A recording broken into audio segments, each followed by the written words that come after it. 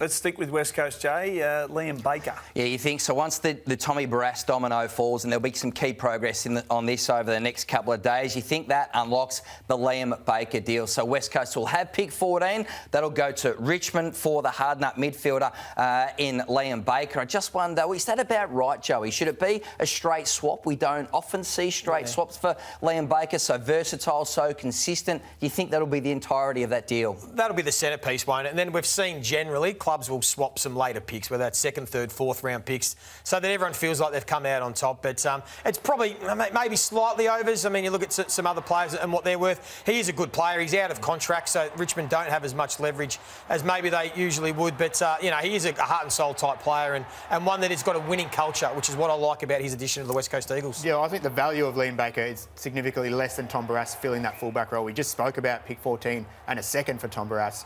I think pick 14... You've got to throw something back the other way to make that work. It's a good discussion because Damien Hardwick did say when he was coaching Richmond, you could build a team around him. Like, he loved him. He was almost the favourite son there. So.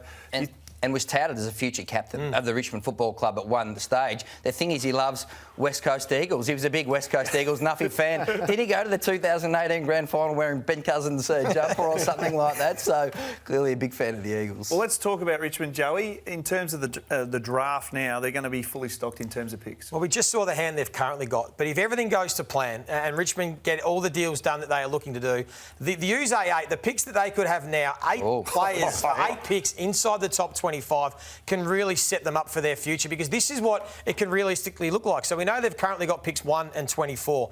If they get picks 6 and 23 for Dan Rioli, which is what they want, I think they might even want more, but it might end up being like that, which is a realistic option. They get those picks in. Obviously, pick 14 for Liam Baker, we just spoke about, and then the picks 10 and 18 for Shea Bolton as well.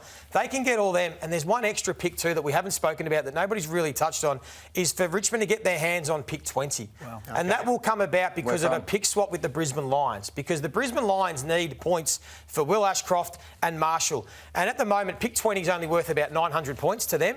If Richmond swap all those other picks that we saw, some of those second and third round picks, that equates to about 2,000 points, which gives Brisbane a really strong hand to try and get the points needed. They might need about 3,000 points for those two boys. So it's a win-win for both clubs, and Richmond get that extra pick in the first round, which can set them up for a long time. Extraordinary haul when you think about it. I mean, this is going to fast-track their rebuild. I mean, when does a club get 7 or 8 picks? Uze's 8 picks in 1 year? Not since the foundation clubs. What would Ross Lyon give his kidney to get that sort of picks, to inject that sort of talent in? But there was a couple of headlines in that, Joey, going through that deal. So you had 10 and 18 for Bolton, which feels about right. You would think he's been a player who's high talent but inconsistent over the journey. And I saw there 6 and 23 you had to Gold Coast for Daniel Rioli. So 6, that's similar to the pick Adelaide gave up for Isaac Rankin, which is a tick, and then 23, which is a bit of cream on the cake. So 2 picks for both of those players. We know Blair Hartley is a hard nut to crack, but that feels like a decent return on those 2 players. It does, and this is why I think they just have to get these deals done. I know there's some talk about them being a bit more,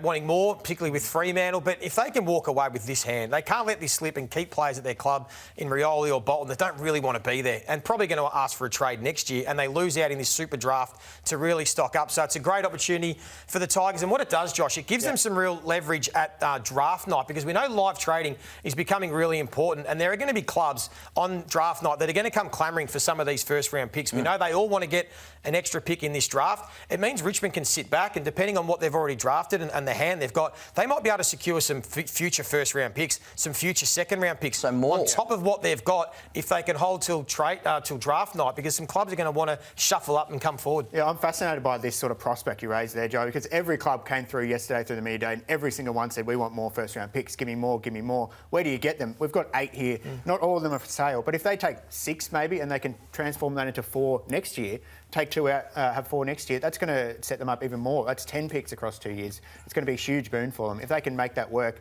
I think Blair Hartley would be taking that to the fax machine and sending that sort of stuff straight into AFL HQ immediately. The only worry for Adam Uze is you lose those 4 senior players. Where does it leave Richmond in the short term? Because they're already the wooden spooner. Yep. They're going to be pretty exposed next year. And you look at Timmy Taranto, Jacob Hopper, how much are they going to enjoy the mounting losses throughout next season? So it's going to require some patience from the board and the exec at Richmond. Yeah, it's going to be an interesting strategy. And Blair Hartley was asked yesterday, the list boss, what is Richmond's approach?